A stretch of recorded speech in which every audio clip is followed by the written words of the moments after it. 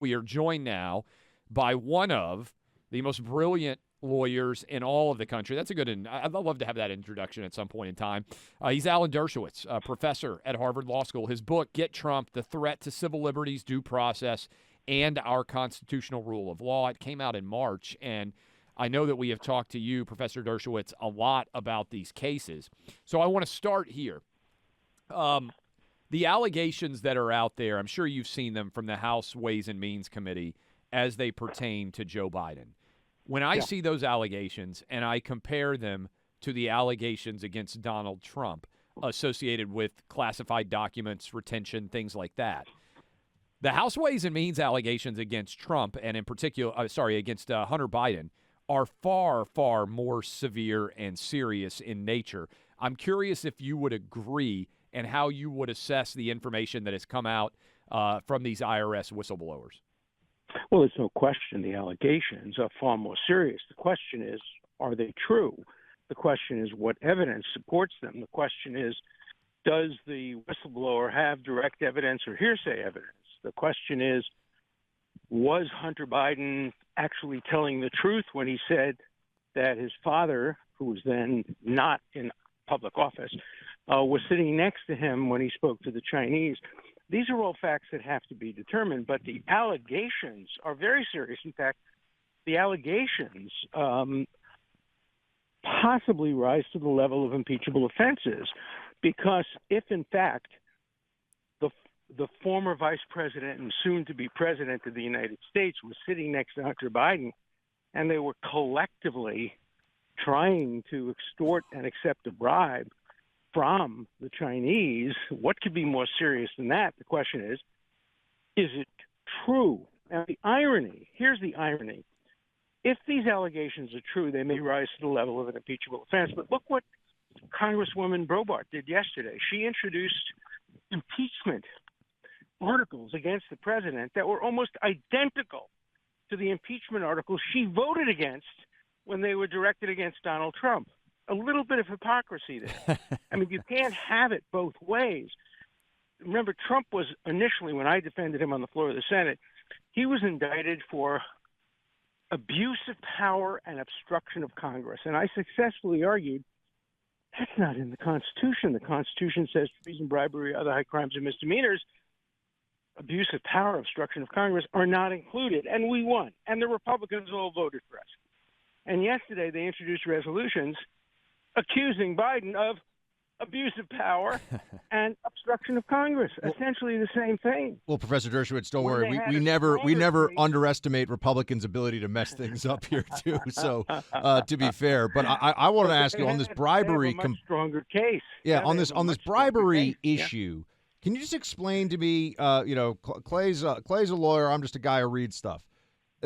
If Hunter, so he's not in office, right? Let's assume the facts, and as you said, that's yet to be proven. But if he's there, is it illegal if a former official says, "Give me money, and I'll help make introductions for you," other than FARA, right? But what has to happen for it to be a bribe instead of the world's worst business transaction, which is what giving Hunter Biden millions of dollars for undisclosed reasons would be? Do you see what I mean? Like, what has to happen for it to be criminal in nature?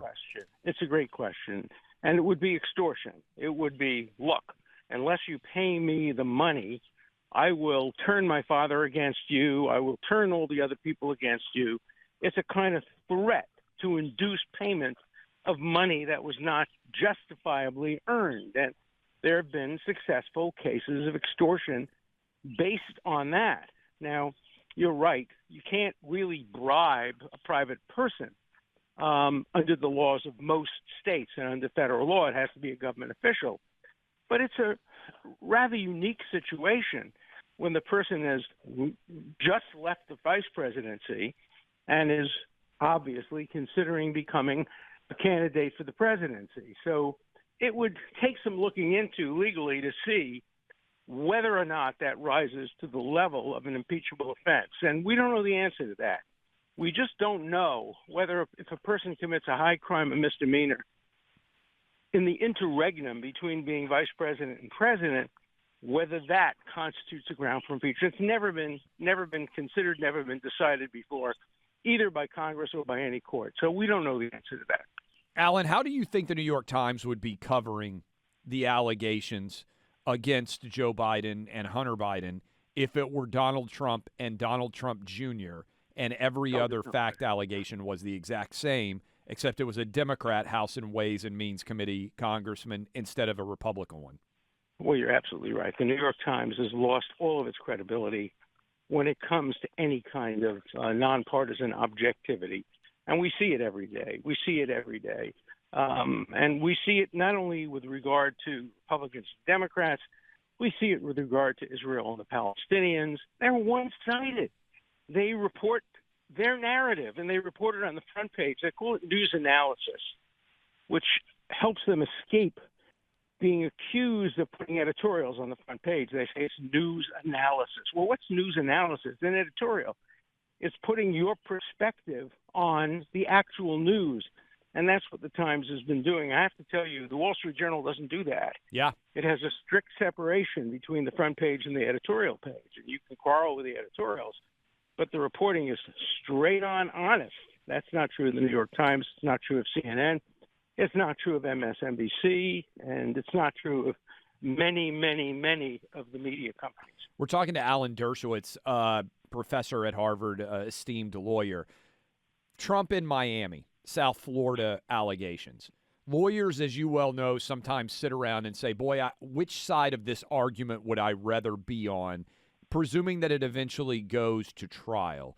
Would you rather have the Trump defense side, or would you rather have the federal government prosecution side in terms of trying to convince a jury of the merit of your case? Well, of course, I'd rather have the defense side because I'm a defense lawyer, and the harder the case, the more interested I am in taking it. And so I would take, if I hadn't defended him once before, I have a general rule against defending people more than once, I would take the Trump defense case. And I think there are lots of good defenses. By the way, if Trump came to you, sorry to cut you off, but if Trump came to you and said, you are the best criminal defense attorney in the country, I want you to defend me in South Florida, would you really say I only do cases one time for one client? How do you know he hasn't asked me that? I can't comment on that, but I can only tell you that I have gotten requests from many people to join this defense team at this point, and I don't. I have a policy of only defending a person once. I'll continue to defend the Constitution in the court of public opinion, but I've done my obligation, and I've defended him on the floor of the Senate, lost all my friends on Martha's Vineyard, got canceled by the local library, got canceled by the local synagogue, got canceled by the 92nd Street Y. And I think I've done my duty to the Constitution, but I'll continue to defend him in the court of public opinion, but not in the court of law. He's going to have a hard time getting first-rate lawyers because Project 65, this horrible McCarthyite group of people, left-wing lawyers, including former president of the American Bar Association, have threatened any lawyer who defends Donald Trump with disbarment. And they filed bar charges against everybody. When they said they were going to do that, I publicly announced that I would defend any lawyer who had a bar charge filed against him for defending Donald Trump. And guess what they did? They filed a bar charge against me. Obviously, I have a thick skin. I fight back. But a lot of lawyers have told me they won't defend Donald Trump because they're terrified of Project 65. Professor Dershowitz, on the way that you see this likely playing out, Clay and I have been talking a lot about the timeline here because given the election that is already underway and is only going to be heating up in the months ahead, there are enormous external implications for when this trial that's now been moved, the trial of Donald Trump, to Fort Pierce, Florida, is going to occur. Do you think that the trial is likely to happen before the next president takes office, or is it going to be held until after the election? Well, there's no good time to try this case. That's why there should never have been an indictment. To indict a man running for president against the incumbent, you have to have the strongest slam dunk case, and they don't have that. It doesn't meet the Richard Nixon standard, may not even meet the Hillary Clinton standard. But in any event, they shouldn't have brought the case, but they did. And we don't know. The judges put it on a fast track, And now I hear, but I haven't confirmed it, that New York may be deferring their case and putting it off until after the federal case. I'm not sure that's true, but I've heard that. And it's very likely this case will be tried, while the conventions are occurring or during the election season, and it will be a terrible interference with an American election. Americans should be voting on inflation, on China, on the environment, on you name it, but not on who's worse criminals, Trump or Clinton. I'm sorry, Trump or Biden. Well, that would work too. But yes, tell us this. Yeah. Tell us this one before we let you go, Professor. And by the way, get the professor's book, Alan Dershowitz, with us now. Get Trump: The Threat to Civil Liberties, Due Process, and Our Constitutional Rule of Law. Are you expecting, and I know I'm asking you to prognosticate a little bit here, but there's more information today from CNN on the electors and immunity and the special counsel. Do you think there's going to be additional federal charges that are filed against Donald Trump?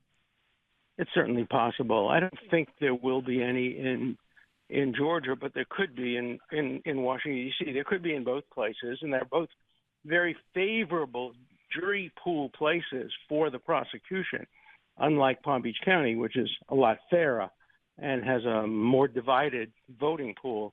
So it's very possible there could be more indictments, but that doesn't mean they'll hold up. I mean, I don't think there could be an indictment based on the telephone call in Georgia or based on the speech he made on January 6th. I've written about these things extensively in my book, Get Trump. And so if you want to know my full analysis, read the book. You see, I have a long analysis of both of those cases. But, Garland looks like he's prepared to allow prosecutions to go forward in the middle of the election season. And that, I think, is a tragedy for American democracy. You know Merrick Garland well, and I know we got to go to break. I don't know him well. I only know him, but I don't know him well. Yeah. But it stuns you quickly in the way that he's behaved? It does. He was a great judge, and I supported him for the Supreme Court. And I think he still would have been a very good Supreme Court justice, but I'm quite critical of his stewardship of the Justice Department and the FBI, and I think much is left to be desired. I'd like to see a commission appointed, a nonpartisan commission like the 9/11 Commission, to look into the FBI from top to bottom. Most FBI agents are the most wonderful people. I know a lot of them. I've worked with them. I have the highest praise for them. But the policies of the organization from the top down have been very questionable, as evidenced by the Durham report, which was objective and nonpartisan. So I think we need a commission to look at reform of the FBI and maybe even reform of the Justice Department. Good stuff. Alan Dershowitz, if I ever need an attorney, I haven't used him yet. I will contact you because I still have one to be able to use, unlike Donald Trump. Thank you, sir. Thank you.